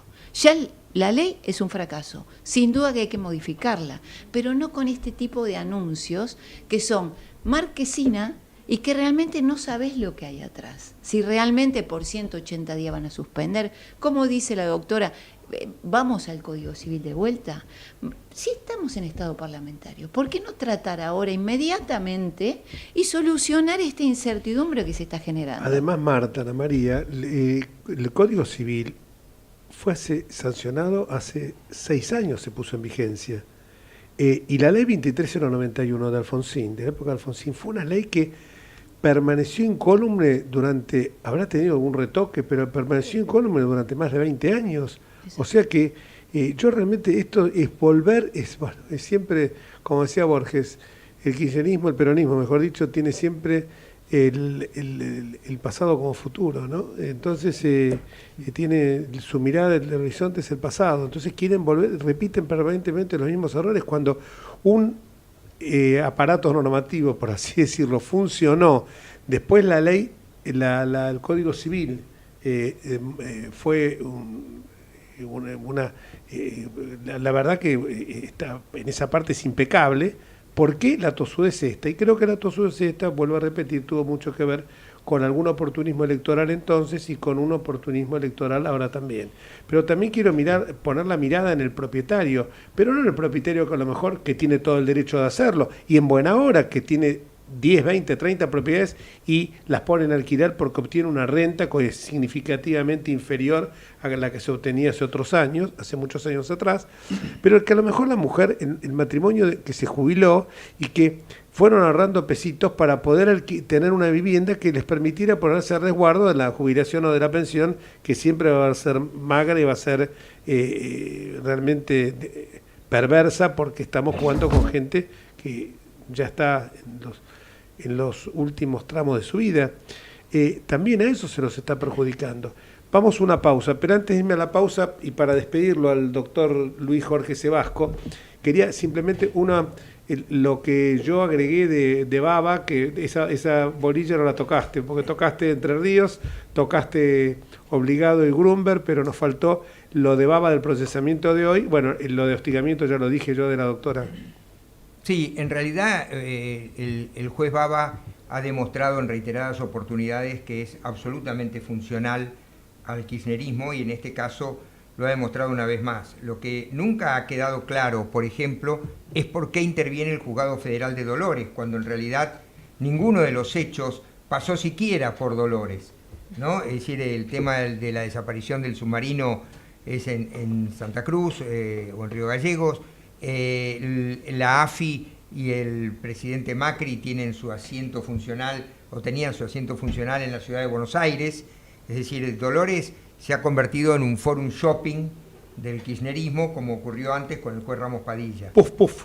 Claro, así que en este caso era esperable esta resolución. La Cámara hasta ahora le ha venido marcando la cancha al juez Baba y suponemos que en este caso lo volverá a hacer, como ocurrió con el periodista Santoro y como ocurrió con muchos otros casos donde rápidamente se han desinflado estas acciones intentadas. Se enlodó a un juez honesto con Carlos Stornelli también. Claro, además no nos olvidemos que Baba tiene un serio pedido de juicio político por haber falsificado actas en un juicio de lesa humanidad, nada más ni nada menos, para justificar su intervención en el proceso. Falsificación que ha quedado absolutamente claro por la discordancia de lo que dice el acta y lo que se ve en la filmación del debate, que ni siquiera figura en el debate el mismo secretario que firma el acta. Seguro. Es decir, bueno, la verdad es que es muy poco serio. Si sumamos el tema Entre Ríos, sumamos el tema Obligado y Grunberg, el tema Baba, la verdad es que la imagen de la justicia argentina es deplorable. Y esto es muy grave porque hay muchísimos jueces que trabajan de sol a sol tratando de dar respuesta. Entonces, la verdad que es necesario que esto termine de una vez por todas. Muchísimas gracias, completaste todo el panorama judicial, así que te dejamos en libertad. Vamos a una pausa y cuando volvamos seguimos con Ana María, que no la dejamos en libertad, y a Marta, que tampoco, que sigue acá en el estudio con nosotros. Pausa. Vamos la radio, somos tu voz, vamos con Eco, siempre la verdad y la mejor información. El mejor gimnasio te espera, elegí las clases que quieras.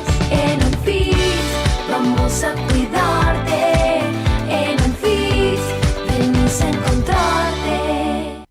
Informate en ecomedios.com. Seguinos en Facebook, Ecomedios Live.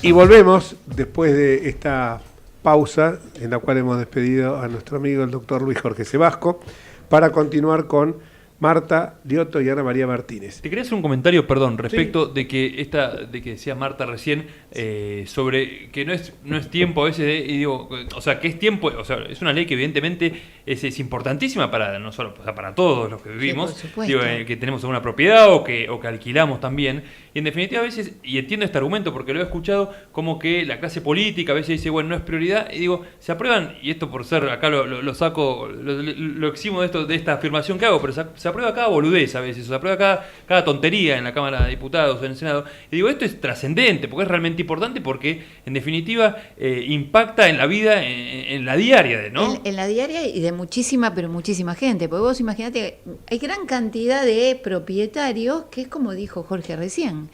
Este valor locativo que recibe mes tras mes que le paga el inquilino es la ayuda que le viene bárbaro para acompañar la jubilación, la pensión.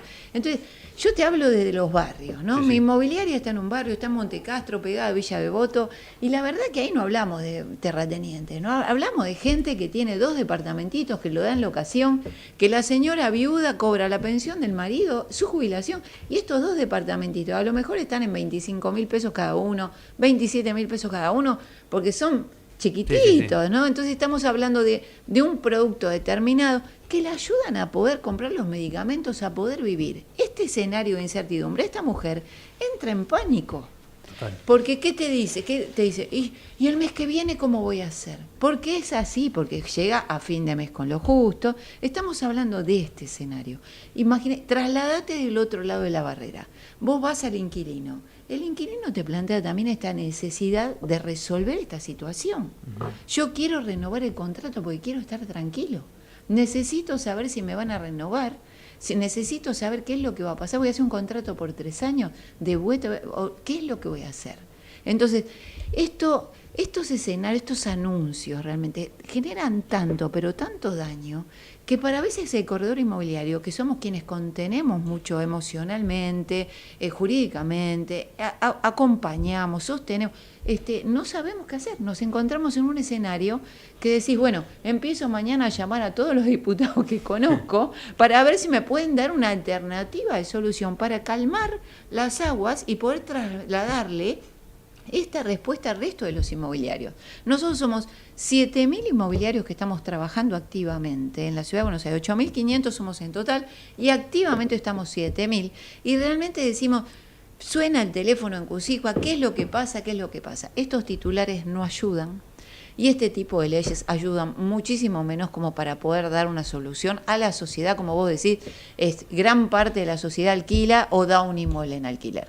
Entonces, esto habría que modificarlo, pero erradicarlo. Y como dijo Jorge hace un ratito, y Ana María, realmente políticas a largo plazo en esto.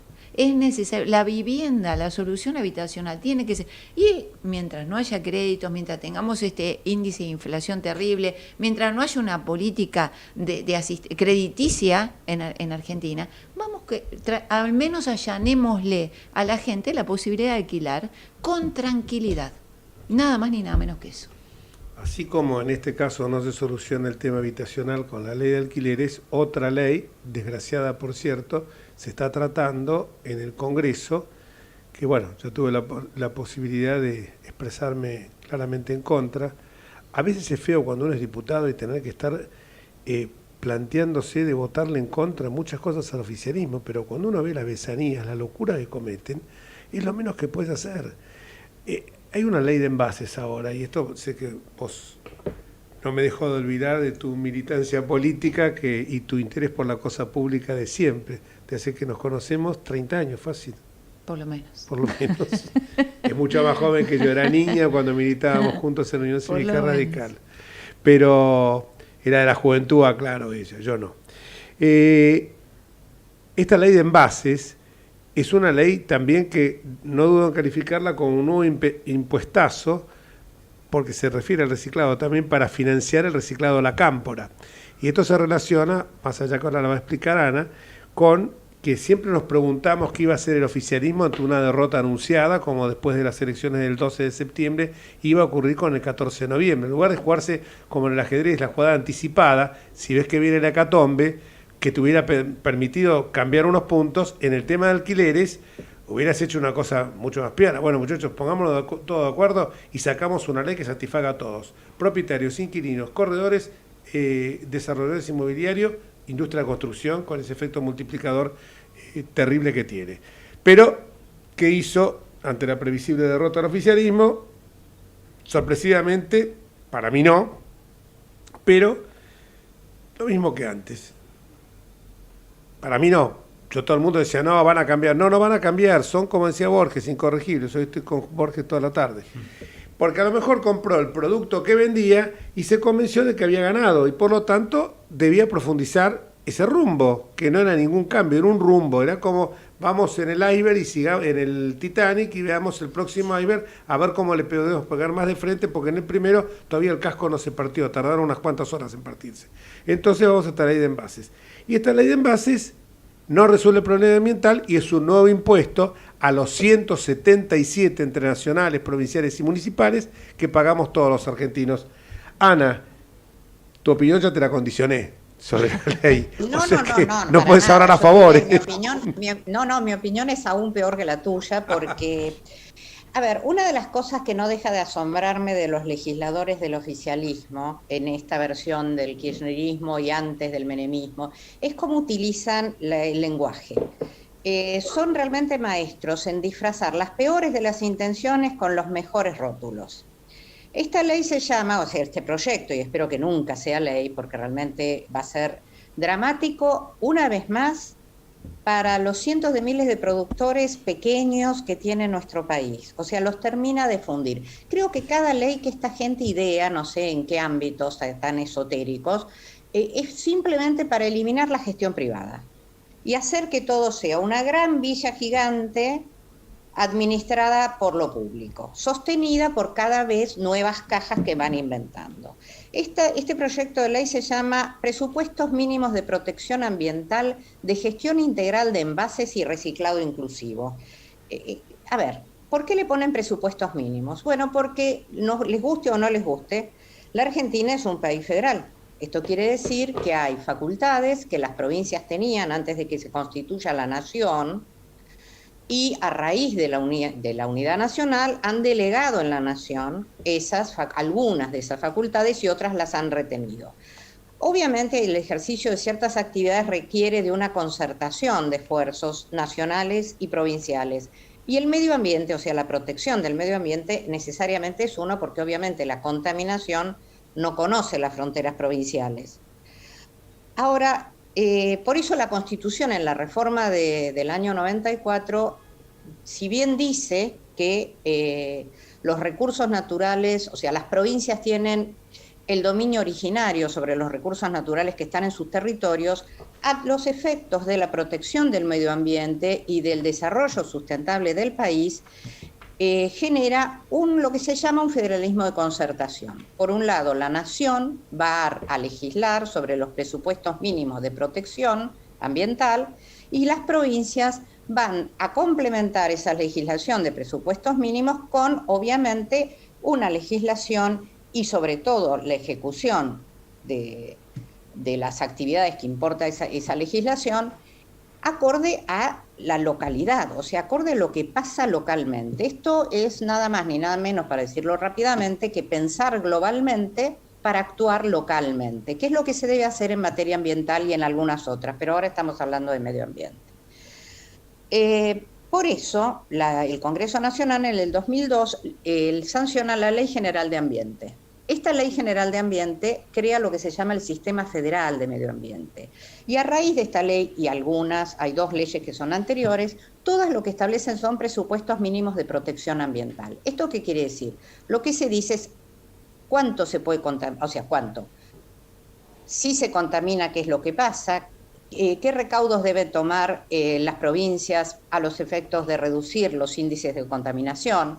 En definitiva, lo que define como presupuesto mínimo la misma norma es que la norma nacional conceda una tutela ambiental uniforme y común para todo el territorio nacional. Esto quiere decir que imponga condiciones necesarias para asegurar la protección ambiental y, sobre todo, para garantizar la dinámica de cada sistema ecológico.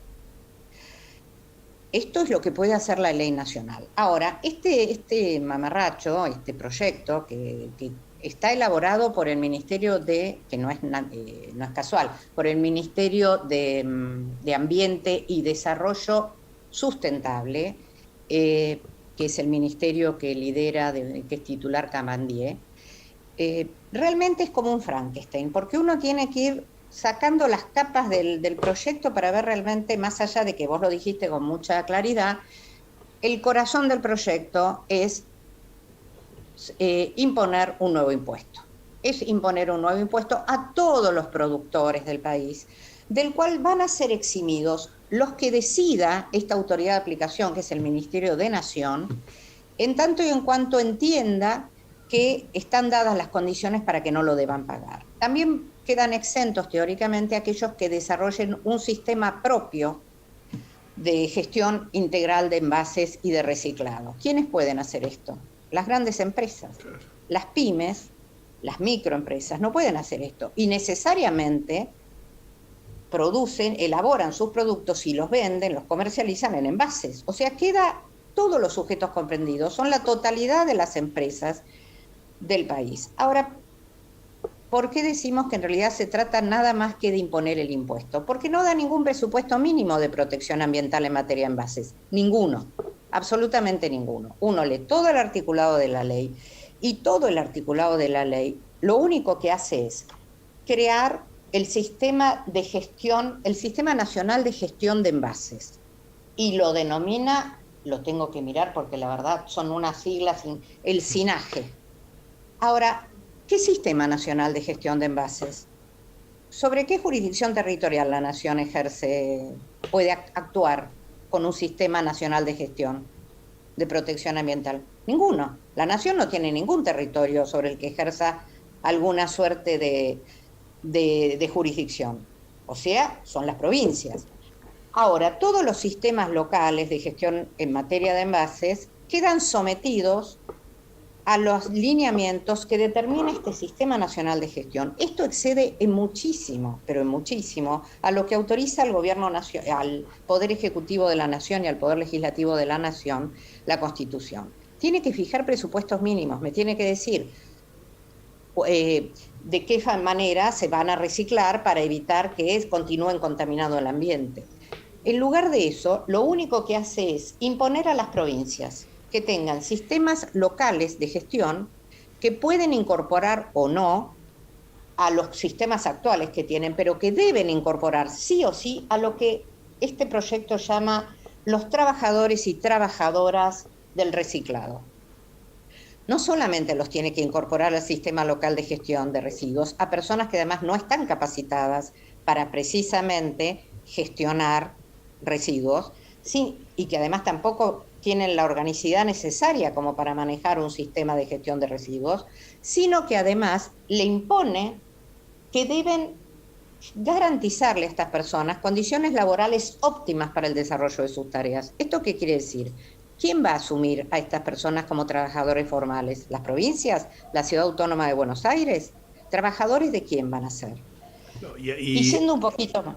No, te quería decir, discúlpame que te interrumpiera porque tu exposición es excelente, pero en este punto yo quiero decir que está perpetuando a los cartoneros, que se transformó en virtud una necesidad, al trabajo infantil y a la atracción a sangre. Y recordemos también de que la tasa es del 3%, con independencia absoluta del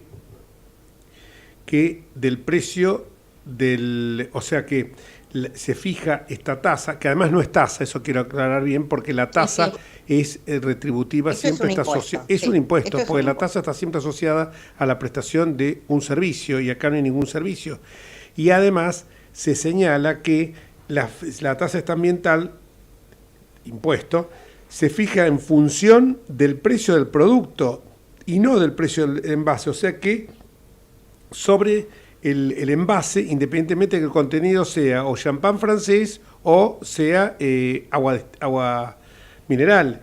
Y por último, que la gente sepa que es el 3%, que esto es que se aplica con la misma lógica perversa que el impuesto a los ingresos brutos, y que implica para la cámpora una caja anual de 305.000 millones de pesos.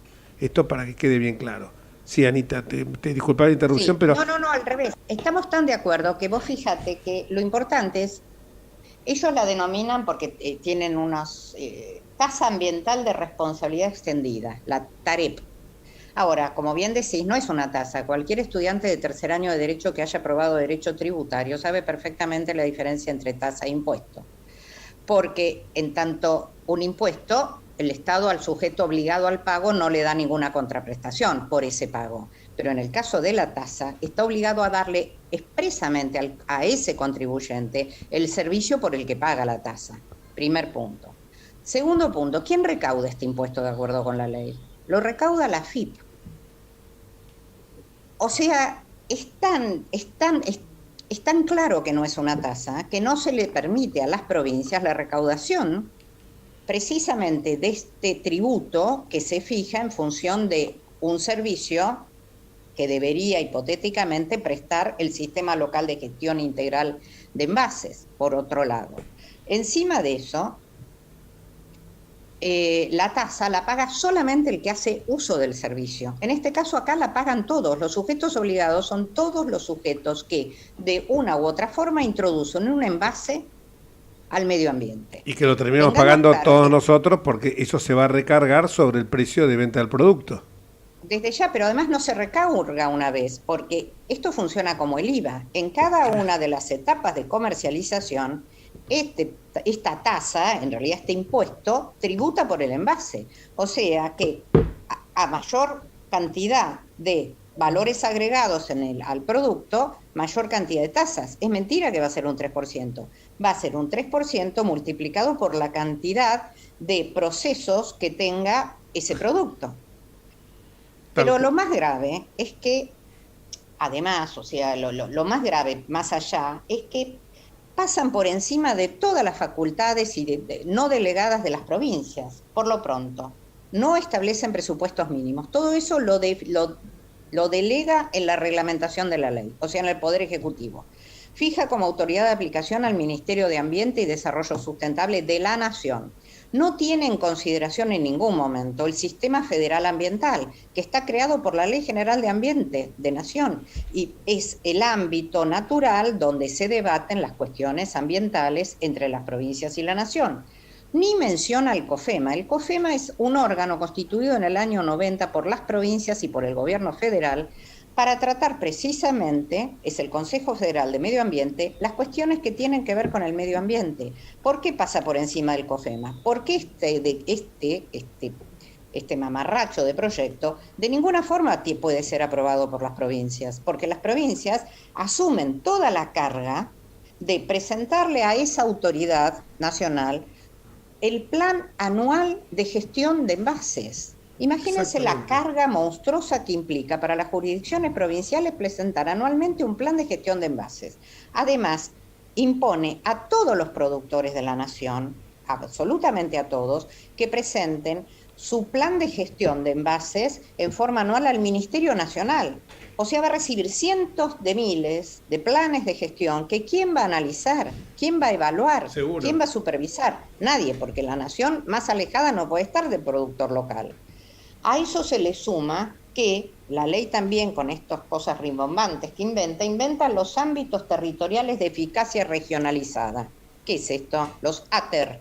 Los ATER autorizan a las provincias a celebrar convenios, entre ellas convenios interjurisdiccionales, para mejorar el sistema de gestión de residuos, o sea, de envases.